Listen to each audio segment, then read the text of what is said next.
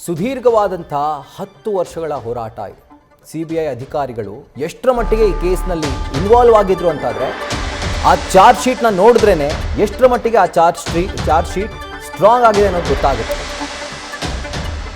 So ಅವರು ಸಲ್ಲಿಸಿದಂಥ charge ಶೀಟ್ನ ಪರಿಣಾಮ ಇವತ್ತು ವಿನಯ್ ಕುಲಕರ್ಣಿ ಸೇರಿದಂತೆ 16 ಆರೋಪಿಗಳಿಗೆ ಜೀವಾವಧಿ ಶಿಕ್ಷೆ ಆಗಿದೆ. ಎಕ್ಸ್ ಪೊಲೀಸ್ ಆಫೀಸರ್ ಟಿಂಗ್ರೀಕರ್ ಇವರಿಗೆ 7 ವರ್ಷಗಳ ಶಿಕ್ಷೆಯನ್ನು ಕೋರ್ಟ್ ವಿಧಿಸಿದೆ. ಚೆನ್ನಕೇಶವ್ ಟಿಂಗ್ರೀಕರ್ ಈ ಪ್ರಕರಣದ ಹಾದಿಯನ್ನು ತಪ್ಪಿಸಿದೆ. ಇದಕ್ಕೆ ಸಂಬಂಧಪಟ್ಟಂತೆ ಕೋರ್ಟ್ ಅವ್ರಿಗೂ ಕೂಡ ಶಿಕ್ಷೆಯನ್ನು ಪ್ರಕಟ ಮಾಡಿರುವಂಥದ್ದು. 7 ವರ್ಷಗಳ ಜೈಲು ಶಿಕ್ಷೆಯನ್ನು ಅವರಿಗೆ ವಿಧಿಸಿದೆ.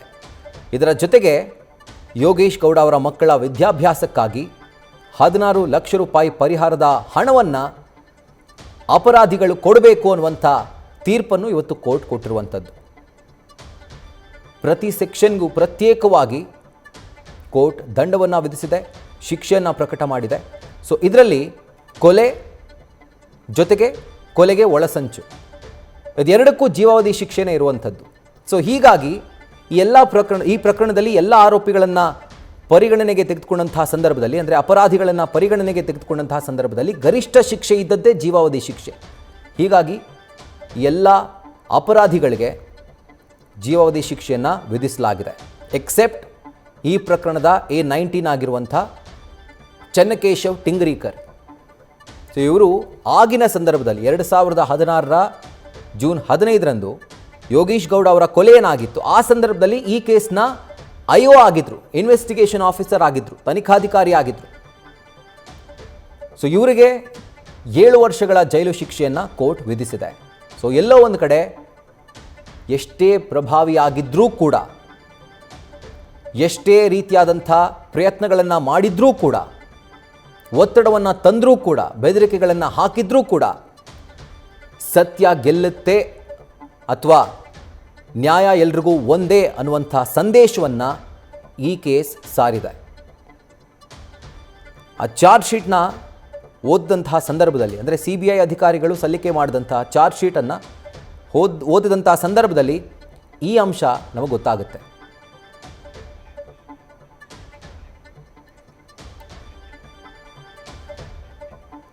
ಈಗ ಸ್ವತಃ ಮೃತಪಟ್ಟಿರುವಂಥ ಯೋಗೇಶ್ ಗೌಡ ಅವರ ಪತ್ನಿ ಮಲ್ಲಮ್ಮ ಈಗ ನಮ್ಮ ಜೊತೆ ಲೈವ್ನಲ್ಲಿ ಜಾಯಿನ್ ಆಗ್ತಾ ಇದ್ದಾರೆ. ಮಲ್ಲಮ್ಮ ಅವರೇ, ನಮಸ್ತೆ. ನಮಸ್ತೆ. ಮೊದಲನೇ ಪ್ರಶ್ನೆ ಏನು ಅಂತಂದರೆ, ಈ ಒಂದು ತೀರ್ಪೇನು ಪ್ರಕಟ ಆಗಿದೆ, ನಿಮಗೆ ಯಾವ ರೀತಿಯಾಗಿ ಒಂದು ಭಾಸವಾಗ್ತಾ ಇದೆ? ಖುಷಿಯಾಗಿದೆಯಾ, ಸಮಾಧಾನ ಆಗಿದೆಯಾ?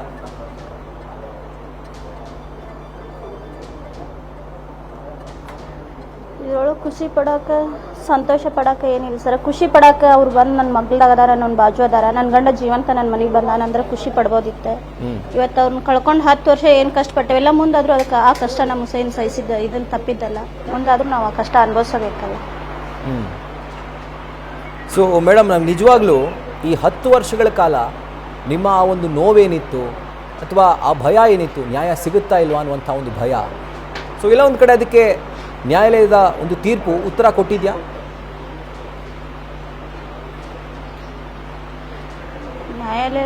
ನ್ಯಾಯಾಧೀಶರ ಮುಂದೆ ನಾವೇನು ದೊಡ್ಡವರಲ್ಲ ಸರ್. ನ್ಯಾಯಾಲಯ ಏನು ತೀರ್ಪು ಕೊಡ್ತೈತಿ ಅದಕ್ಕೆ ನಾವು ತೆರಿಬಾಗಲೇಬೇಕು. ನ್ಯಾಯಾಲಯ ಯಾವತ್ತಿದ್ದು ದೊಡ್ಡ, ಅದ್ರ ಮುಂದೆ ನಾವು ದೊಡ್ಡವರಲ್ಲ. ಈ 10 ವರ್ಷಗಳ ಕಾಲದಲ್ಲಿ ಮಲ್ಲಮ್ಮ ಅವರೇ, ಈ 10 ವರ್ಷಗಳ ಕಾಲದಲ್ಲಿ ಎಷ್ಟೆಲ್ಲ ನೋವನ್ನು ಅನುಭವಿಸಿದ್ರಿ, ಅಥವಾ ನಿಮ್ಮ ಕುಟುಂಬದ ಒಂದು ತೊಳಲಾಟ ಯಾವ ರೀತಿಯಾಗಿತ್ತು? ನಮ್ಮ ಜೊತೆ ಅದನ್ನು ಹಂಚ್ಕೊಳ್ಳೋ ಹಾಗಿದ್ರೆ.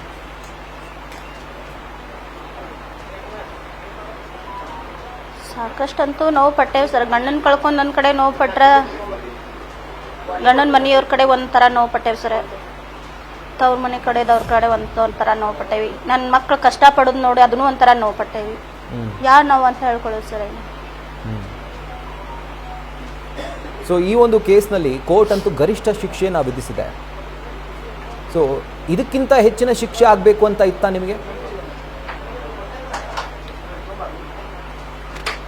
ಸರ್ ನಾವು ನ್ಯಾಯಾಧೀಶರು ನ್ಯಾಯಾಲಯ ಕೊಟ್ಟೈತಿ, ಏನು ತೀರ್ಪು ಕೊಟ್ಟೈತಿ ಅದಕ್ಕೆ ನಾವು ಭದ್ರವಾಗಿದ್ದೀವಿ. ಇದಕ್ಕೆ ಹೆಚ್ಚಿಗೆ ಶಿಕ್ಷೆ ಆಗಲಿ, ಇದಕ್ಕೆ ಕಮ್ಮಿ ಶಿಕ್ಷೆ ಆಗಲಿ ಅಂತೇಳಿ ನಾವೇನು ನ್ಯಾಯಾಲಯದ ಮುಂದೆ, ನ್ಯಾಯಾಧೀಶರ ಮುಂದೆ, ದೇವ್ರ ಮುಂದೆ ದೊಡ್ಡವರಲ್ಲ. ನ್ಯಾಯಾಧೀಶರು ದೇವ್ರಿಗೆ ಏನು ತೀರ್ಪು ಕೊಡ್ತಾನ ಅದ್ರ ಪ್ರಕಾರ ನಾನು ಕೂಡ ನಡ್ಕೋತೇನೆ ಸರ್. ಈಗ ಮೇಡಮ್ ಸ್ವಲ್ಪ ರಿವೈಂಡ್ ಮಾಡೋಣ, ಒಂದು 10 ವರ್ಷಗಳ ಹಿಂದೆ ಹೋಗೋಣ. ಈಗ ಅವತ್ತಿನ ದಿನ ಕೊಲೆಯಾದಂತಹ ಸಂದರ್ಭದಲ್ಲಿ ನಿಮಗೆ ಮಾಹಿತಿ ಯಾವ ರೀತಿ ಸಿಕ್ತು? ಆ್ಯಂಡ್ ಸ್ಟಾರ್ಟಿಂಗಲ್ಲಿ ನಿಮಗೆ ಯಾರ ಮೇಲೆ ಅನುಮಾನ ಬಂದಿತ್ತು? ಈ ಪ್ರಕರಣ ನಿಮ್ಮ ಕಿವಿಗೆ ಬಿದ್ದಂಥ ಸಂದರ್ಭದಲ್ಲಿ, ಈ ರೀತಿಯಾಗಿ ಯೋಗೇಶ್ ಗೌಡ ಅವರ ಕೊಲೆ ಆಗಿದೆ ಅಂತ ಕೇಳಿದಂತಹ ಸಂದರ್ಭದಲ್ಲಿ ಆಗ ನಿಮ್ಮ ಮೊದಲ ಅನುಮಾನ ಯಾರ ಮೇಲೆ ಬಂತು ಅಂತ?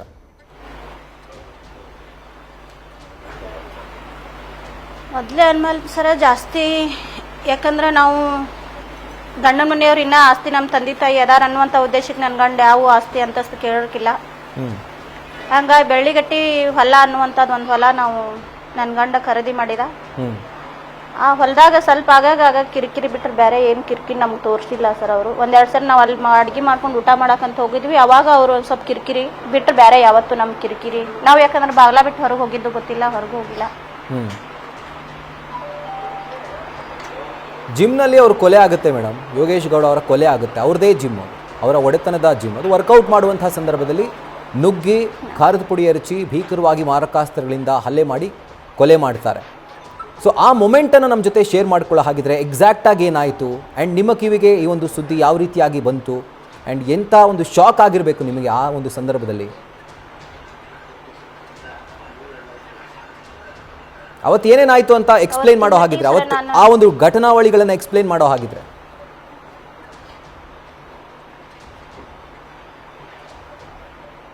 ಬೆಳಗ್ಗೆ ಯಾಕಂದ್ರೆ ನಾವು ಜಾಸ್ತಿ ಊರಾಗಿರ್ತಿರ್ಲಿಲ್ಲ ಸರ, ಹೊಲದಾಗಿನ ಮನ್ಯಾಗ ಇರ್ತಿದ್ವಿ. ನನ್ನ ಮಕ್ಕಳು ತೆಲಿ, ನನ್ನ ಗಂಡ ಜಿಮ್ಮಿಗೆ ಹೋದ, ನನ್ನ ಮಕ್ಕಳು ತೆಲಿಯೋದು ಬಾಚ್ಕೊಂತ ನನ್ನ ಮಕ್ಕಳ ಬಗ್ಗೆ ಈಗ ಬರ್ತಾರ. ಅವ್ರಿಗೆ ಬೆಳಗ್ಗೆ ಎದ್ದ ತಕ್ಷಣ ನಾವು 1 ಗ್ಲಾಸ್ ಉದ್ದಿನ ಹಾಲು, ಜ್ಯೂಸ್ ಇವೆಲ್ಲ ಮಾಡಿಡ್ಬೇಕು. ಅದಕ್ಕೆ ನಾ ಜಾಸ್ತಾಗ ಇದ್ದೆ. ಆಮೇಲೆ ನಂಗೆ ಅವತ್ತು ಹುಷಾರ್ನೂ ಇದ್ದಕ್ಕಿಲ್ಲ, ಹಾಸ್ಪಿಟ್ಲಿಗೆ ಕರ್ಕೊಂಡು ಹೋಗ್ತಾನೆ ಅಂತೇಳಿ ಅವ್ರು ಹೋಗಿದ್ರು. ಅವ್ರದ್ದು ಹಿಂಗಾಗೈತಿ ಅಂತೇಳಿ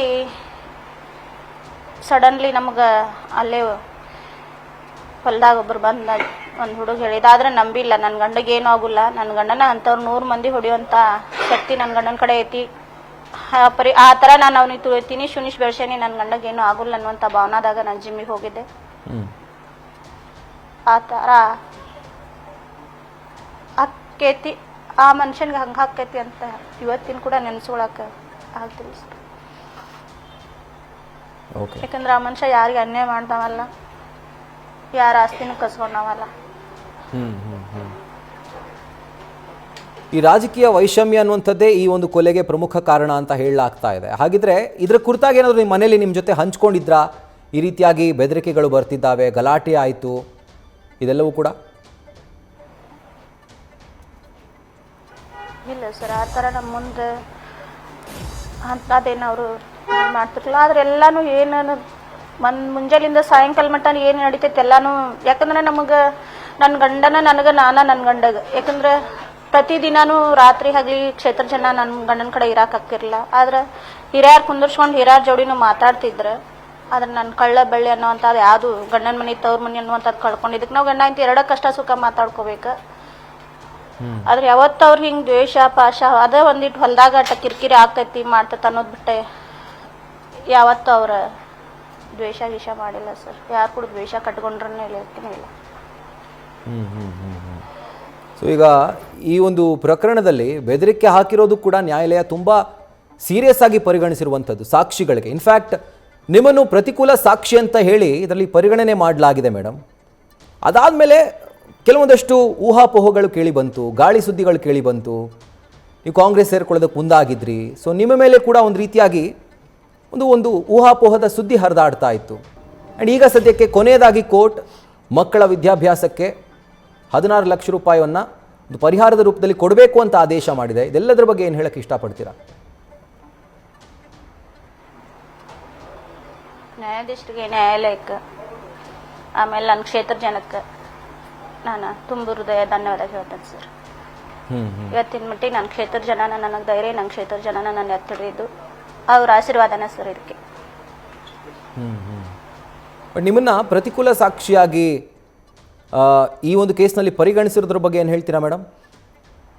ಅಂದರೆ ಇನ್ವೆಸ್ಟಿಗೇಷನ್ ಆಫೀಸರ್ಗಳ ಮುಂದೆ ಒಂದು ಸಾಕ್ಷಿಯನ್ನು ಕೊಟ್ಟು ನಂತರ ಕೋರ್ಟ್ನಲ್ಲಿ ಬಂದು ಅದರ ವಿರುದ್ಧವಾಗಿ ಅಂದರೆ ಅಪರಾಧಿಗಳ ಪರವಾಗಿ ಕೂಡ ನೀವು ಸಾಕ್ಷಿ ಹೇಳಿದ್ದೀರಿ ಅನ್ನುವಂಥ ಉಲ್ಲೇಖ ಆಗಿದೆ. ಸೊ ಅದ್ರ ಬಗ್ಗೆ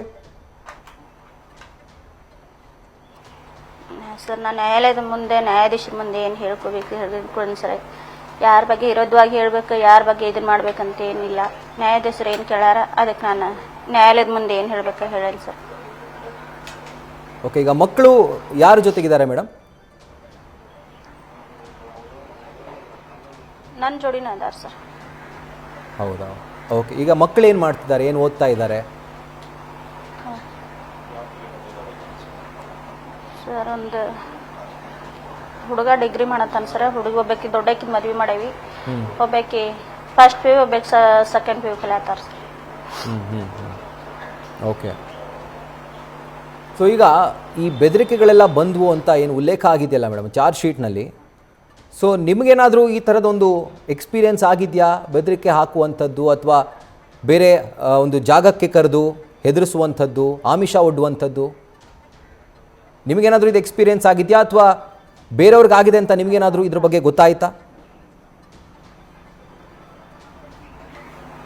ಇಲ್ಲ ಸರ್, ನನಗಾಗಿಲ್ಲ, ಬೇರೆಯವ್ರಿಗೆ ಆಗೈತಂತೂ ಗೊತ್ತಿಲ್ಲ ಸರ್. ಯಾಕಂದ್ರೆ ನಾನು ಬೆಳಗ್ಗೆ ಎದ್ರೆ ಹೊಲಕ್ಕೆ ಹೋಗಿ ತಗೊಂಡ. ಈ ಕೇಸ್ ನಡೀತಿರುವಂತಹ ಸಂದರ್ಭದಲ್ಲಿ ನೀವು ಕಾಂಗ್ರೆಸ್ಗೂ ಕೂಡ ಕೆಲಸ ಮುಗಿಸ್ಕೊಂಡು ಮನೆ ಬರ್ತೀವಿ. Okay okay. ಸೊ ಈಗ ಈ ಕೇಸ್ ನಡೀತಿರುವಂತಹ ಸಂದರ್ಭದಲ್ಲಿ ಮೇಡಮ್ ನೀವು ಕಾಂಗ್ರೆಸ್ಗೂ ಕೂಡ ಸೇರ್ಪಡೆ ಆಗ್ತೀರಿ. ನಿಮಗೇನಾದರೂ ಒತ್ತಡ ಬಂದಿತ್ತಾ ಕಾಂಗ್ರೆಸ್ಗೆ ಸೇರ್ಪಡೆ ಆಗಬೇಕು ಅಂತ ಏನಾದರೂ? ಇಲ್ಲ ಸರ್, ಒತ್ತಡ ಯಾವುದೂ ಬಂದಿಲ್ಲ ನನಗೆ. ಅಂದರೆ ಈಗ ನೋಡಿ, ಬಿ ಜೆ ಪಿ ಸದಸ್ಯರು ಯೋಗೇಶ್ ಗೌಡ ಅವರು ಕೊಲೆ ಆಗ್ತಾರೆ, ಅವರು ಬಿ ಜೆ ಪಿ, ಬಟ್ ನೀವು ಸೇರಿಕೊಳ್ಳುವಂಥದ್ದು ಕಾಂಗ್ರೆಸ್ ಪಕ್ಷಕ್ಕೆ. ಸೊ ನಿಮಗೆ ಕಾಂಗ್ರೆಸ್ ಪಕ್ಷಕ್ಕೆ ಸೇರಬೇಕು ಅಂತ ಅನಿಸಿದ್ದು ಯಾಕಾಗಿ ಅಂತ ಏನಾದರೂ ನಿಮಗೆ ಅಷ್ಟು ಪ್ರಭಾವಿತರಾದ್ರ ಕಾಂಗ್ರೆಸ್ನ ಆದರ್ಶಗಳಿಂದ, ತತ್ವಗಳಿಂದ ಸೇರೋದಕ್ಕೆ ಏನು ಕಾರಣ ಅಂತ ವೈಯಕ್ತಿಕವಾಗಿ?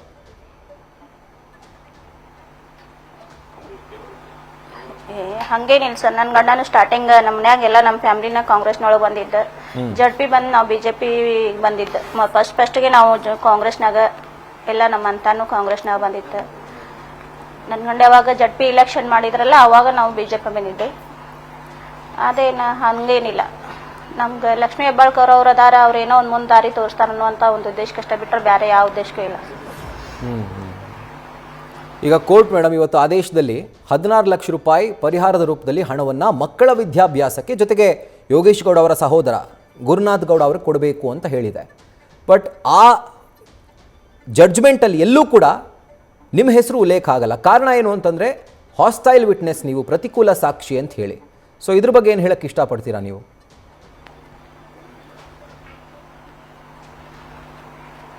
ಸರ್, ಅದ್ರ ಬಗ್ಗೆ ನ್ಯಾಯಾಲಯ ಏನು ಹೇಳ್ತೈತೆ ಅದನ್ನ ಅಂತಿಮ ನಿರ್ಣಯ ಸರ್. ಅದು ನ್ಯಾಯಾಧೀಶರು ಏನು ಹೇಳ್ತಾರೆ ಅದ ಬದ್ಧವಾಗಿರ್ತಾನೆ ಸರ್.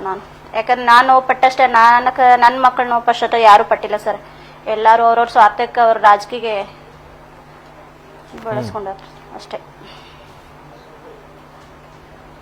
ಸೊ ನೀವು ಮೊದಲನೇದಾಗಿ ಅಂದರೆ ಇನ್ಫ್ಯಾಕ್ಟ್ ಈ ಕೇಸ್ ಶುರುವಾದಂತಹ ಸಂದರ್ಭದಲ್ಲಿ ಇದು ಜಮೀನು ವಿವಾದ, ಒಂದು ರಿಯಲ್ ಎಸ್ಟೇಟ್ ವಿಷಯಕ್ಕಾಗಿ ಕೊಲೆ ಆಗಿದೆ ಅಂತ ಹೇಳಿ ಇನ್ಫ್ಯಾಕ್ಟ್ ಅಲ್ಲಿನ ಲೋಕಲ್ ಪೊಲೀಸರು ಕೂಡ ಹೇಳಿದರು.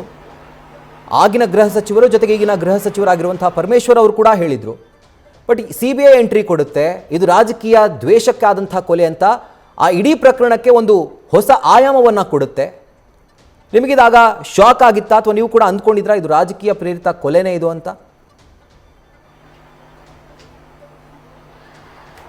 ನಾವೇನು ಹಂಗೆ ಅನ್ಕೊಂಡಿರ್ತೀವಿ ಸರ. ಇವತ್ತಿನಿಗೂ ಈಗೂ ಹೇಳ್ತೇನಲ್ಲ ಸರ, ನಂದು ಈಗಾಗಲೇ ನಂಗೆ ಜಮೀನು ಇರುವಂಥದ್ದು ಅದಷ್ಟೇ. ಈಗ ನನ್ನ ಗಂಡಂದು ಆದ್ಮೇಲೆನೂ ಒಂದು ಸ್ವಲ್ಪ ಅದನ್ನು ನಮ್ಗೆ ತೋರ್ಸ್ಯಾರ, ಜಮೀನ್ ಮೇಲೆ ಬಂದು ನಮ್ಗೆ ಧಮ್ಕಿನೂ ಹಾಕ್ಯಾರ. ಇನ್ನು ಮುಂದೆ ಏನು ನ್ಯಾಯಾಲಯ ಅದನ್ನು ಮಾಡಿಕೊಡಂಗಿಲ್ಲ, ನನ್ನ ಜಮೀನು ಸಮೀಪ ಯಾರೂ ಬರೋದಿಲ್ಲ. ನಮ್ಗೆ ನ್ಯಾಯಾಲಯ, ನ್ಯಾಯಾಧೀಶರು, ನಮ್ಗೆ ಕ್ಷೇತ್ರ ಜನ ನಮ್ಗೆ ಇದಕ್ಕೆ ಸಪೋರ್ಟ್ ಕೊಡ್ತೈತಂತೆ ಭಾಳ ಹೋಪ್ಸ್ ಐತೆ ಸರ್. ಅದೇ ಥರ ನಮ್ಮ ಜನ ನ್ಯಾಯಾಲಯ ಎತ್ತಿಡಿಬೇಕಂತ ಕೇಳ್ತೀನಿ ಸರ್. ಓಕೆ, ಈಗ ವಿನಯ್ ಕುಲಕರ್ಣಿ ಅವರಾಗಿರ್ಬೋದು ಅಥವಾ ಈ ಕೇಸ್ನಲ್ಲಿ ಅಪರಾಧಿಗಳು ಯಾರ್ಯಾರಾಗಿದ್ದಾರೆ ಅವರಾಗಿರ್ಬೋದು ಅಥವಾ ಅವರ ಬೆಂಬಲಿಗರಾಗಿರ್ಬೋದು, ಯಾರಾದರೂ ಬಂದು ಈ ಒಂದು ಕೇಸ್ಗೆ ಸಂಬಂಧಪಟ್ಟಂತೆ ನಿಮ್ಮನ್ನು ಮಾತನಾಡಿಸಿದ್ರಾ, ಏನಾದರೂ ಹೇಳಿದ್ರಾ? ಯಾರು ಮಾತಾಡ್ಸಿಲ್ಲ ಸರ್. ನಂಗೆ ಮುತ್ತಿಗೆ ಬಸವರಾಜ್ ಅವರು ಅಷ್ಟೇ, ಅವರ ಮನೆಯವರು ಅವರು ಅಷ್ಟೇ ಬಂದು ಮಾತಾಡ್ಸಿದ್ರು. ಅದು ಒಂದೇ ಸತೆ ಸರ್, ಮತ್ತೆ ಬಿಟ್ಟು ಬೇರೆದವ್ರು ಯಾರು ಮಾತಾಡ್ಸಿಲ್ಲ ಸರ್. ಯಾರಿಗೂ ನಾವು ಭೇಟಿನೂ ಆಗಿಲ್ಲ. ಈಗ ಆಗಿನ ಕಾಲದಲ್ಲಿ ಅಂದರೆ 2016ರಲ್ಲಿ ವಿನಯ್ ಕುಲಕರ್ಣಿ ಅವರು ಡಿಸ್ಟ್ರಿಕ್ಟ್ ಇನ್ಚಾರ್ಜ್ ಮಿನಿಸ್ಟರ್ ಆಗಿರ್ತಾರೆ, ಸಚಿವರಾಗಿರ್ತಾರೆ. ಆ ಸಂದರ್ಭದಲ್ಲಿ ವಿನಯ್ ಕುಲಕರ್ಣಿ ಅವರೇ ಈ ಒಂದು ಕೇಸ್ನಲ್ಲಿ ಪ್ರಮುಖ ಆರೋಪಿ ಅಥವಾ ಆ ಸಂಚನ ಹೂಡಿದ್ದೇ ವಿನಯ್ ಕುಲಕರ್ಣಿ ಅಂತ ಕೇಳಿದಂತಹ ಸಂದರ್ಭದಲ್ಲಿ, ಈ ವಿಷಯ ನಿಮಗೆ ಗೊತ್ತಾದಂತಹ ಸಂದರ್ಭದಲ್ಲಿ ನಿಮಗೆ ಶಾಕ್ ಆಯಿತಾ?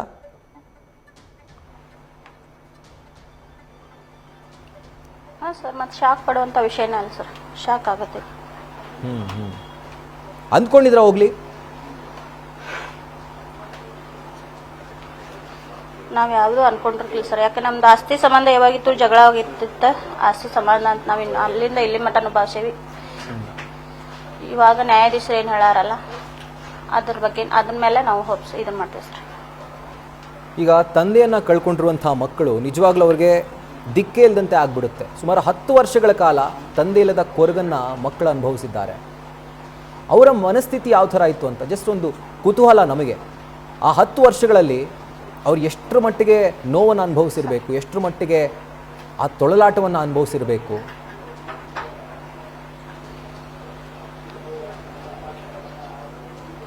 ಹತ್ತು ವರ್ಷ ಪ್ರತಿದಿನನೂ ಅನುಭವಿಸ್ಯಾರ ಸರಿ. ಒಂದಿನ ಅಂತೇನಲ್ಲ. ಮಮ್ಮಿ ಬೇರೆ ಬಾಗಿಲ್ದಾಗ ಹೋಗೋರಿಗೆ, ಸಂಬಂಧಿಕರಿಗೆ ನಾವು ಯಪ್ಪ ಅಂದ್ರೆ ನಮ್ಗೆ ಅಪ್ಪ ಆಗಂಗಿಲ್ಲ. ನಾವು ಯಪ್ಪ ಅಂತ ಯಾರಿಗೆ ಕರೀನೋ ನಮ್ಗೆ ತಂದೆ ಯಾರು ಅನ್ನುವಂಥದ್ದು ಅವ್ರ ಭಾವನಾ ಸಾಕಷ್ಟು ಸರಿ ನನ್ನ ಮುಂದೆ ಹಂಚ್ಕೊಂಡಾರ, ಈಗ ಹಂಚ್ಕೊಂತಾರೆ. ಆ ಕೊರಗನ್ನು ಖಂಡಿತವಾಗ್ಲೂ ಯಾರು ಕೂಡ ನೀಗ್ಸೋಕ್ಕಾಗಲ್ಲ ಮೇಡಮ್. ಪರಿಹಾರ ರೂಪದಲ್ಲಿ ಎಷ್ಟೇ ಕೋಟಿ ಕೊಟ್ಟರು ತಂದೆನ ವಾಪಸ್ ಕರ್ಕೊಂಡು ಬರೋಕ್ಕಾಗಲ್ಲ. ಸೊ ಈ ಒಂದು ತೀರ್ಪು ಕೇಳಿದ ನಂತರ ಮಕ್ಕಳೇನು ಹೇಳಿದರು? ತಕ್ಕ ಶಾಸ್ತಿ ಆಯಿತು ಅಂತ ಹೇಳಿದ್ರ? ಎಲ್ಲೋ ಒಂದು ಕಡೆ ನಮ್ಮ ಅಪ್ಪನ ಆತ್ಮಕ್ಕೆ ಶಾಂತಿ ಸಿಕ್ತು ಅಂತ ಹೇಳಿದ್ರ? ಅವರ ರಿಯಾಕ್ಷನ್ ಯಾವ ಥರ ಇತ್ತು? ಮಕ್ಕಳು ಮಾತಾಡುವಂಥ ಸ್ಟೇಜ್ ಒಳಗೆ ಇವತ್ತಿಲ್ಲ ಇಲ್ಲ ಸರ್. ಮಕ್ಕಳಿಗೆ ಸಾಕಷ್ಟು ನೋವಾಗೈತಿ. ಮಕ್ಕಳು ಇವತ್ತಿನ ಮಟ್ಟಿಗೆ ಏನು ಮಾತಾಡ್ಬೇಕಂತ ಅವ್ರಿಗೆ ಗೊತ್ತಿಲ್ಲ. ಅವ್ರು ಮಾತಾಡೋ ಸ್ಥಿತಿ ಒಳಗೂ ಈಗಿಲ್ಲ. ಓಕೆ. ಈಗ 10 ವರ್ಷದಲ್ಲಿ ಮೇಡಮ್ ಆ ಮನೆಯ ಯಜಮಾನನ ಸ್ಥಾನ ಖಾಲಿ ಇತ್ತು ನಿಮ್ಮ ಕುಟುಂಬದಲ್ಲಿ. ಅದು ತುಂಬಲಿಕ್ಕೆ ಯಾರ ಕೈಲಿಂದನೂ ಸಾಧ್ಯ ಇಲ್ಲ, ಯಾವ ಹಣ ಕೂಡ ತುಂಬಲಿಕ್ಕೆ ಸಾಧ್ಯ ಇಲ್ಲ. ಈ 10 ವರ್ಷಗಳ ಕಾಲ ಹೆಂಗೆ ಜೀವನ ಮಾಡಿದ್ರಿ ನೀವು? ಯಜಮಾನನ್ನು ಕಳ್ಕೊಂಡು, ಆ ಕಡೆ ಮಕ್ಕಳು ತಂದೆಯನ್ನು ಕಳ್ಕೊಂಡು.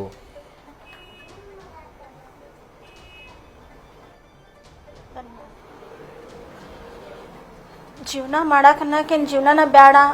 ಇನ್ನು ನಾವು ತಾಯಿ ಮಕ್ಕಳು ಯಾವ್ದಾರ ಒಂದು ಕೆರೆ ಬಾವಿ ನೋಡ್ಬೇಕು ಅನ್ನೋಂಥ ಸ್ಥಿತಿ ಒಳಗೆ ಇದ್ದೀವಿ ಸರ್. ಆ ಟೈಮ್ದಾಗ ಕ್ಷೇತ್ರ ಹಿರಿಯರ ಕೈಯಾಗೇನ ನನ್ನ ಗಂಡ ಒಪ್ಸಿದ್ದ. ಆ ಕ್ಷೇತ್ರ ಜನ ಬಂದ ಏನು ಬಂದ್ರು ನಾವು ಅದೇವಿ, ಹೆದರ್ಬೇಡ ಜೀವನ ಮಾಡ ಅಂತೇಳಿ ಅವ್ರು ನಮ್ಮ ಧೈರ್ಯ ತುಂಬಿದ್ರೆ. ಅವ್ರೇನು ನಮ್ಗೆ ಕೊಡು ತಗೋದು ಯಾವುದು ಬೇಡ. ಅವ್ರು ಒಂದು ಧೈರ್ಯದಿಂದ ನಾನು ಇವತ್ತಿನ ಮಟ್ಟಿಗೆ ಅವ್ರು ನನ್ನ ಹೊಲ ನಾ ಹೇಳಲ್ಲ ಅವರ ಉಳುಮೆ ಮಾಡಿಕೊಟ್ಟಾರ. ಅವರ ನನ್ನ ಹೆಂಗೆ ಪೀಕ್ ಮಾಡ್ಬೇಕು, ನೀ ಹೆಂಗೆ ಮುಂದೆ ದಾರಿ ಹಿಡಿಬೇಕಂತೆಲ್ಲ ಅವರ ತೋರಿಸ್ಕೊಟ್ಟಾರ. ನಮ್ಮ ಕ್ಷೇತ್ರ ಜನ ನನ್ನ ಕೈ ಬಿಟ್ಟಿಲ್ಲ, ಮುಂದೆ ಕೈ ಬಿಡೋದಿಲ್ಲ ಸರ್. ಸೊ ನಿಮಗೇನಾದರೂ ಒಂದು ಆ್ಯಕ್ಟಿವ್ ಪಾಲಿಟಿಕ್ಸ್ಗೆ ಅಂದರೆ ರಾಜಕೀಯಕ್ಕೆ ಬರುವಂಥ ಆಲೋಚನೆಗಳೇನಾದರೂ ಇದ್ದಾವ?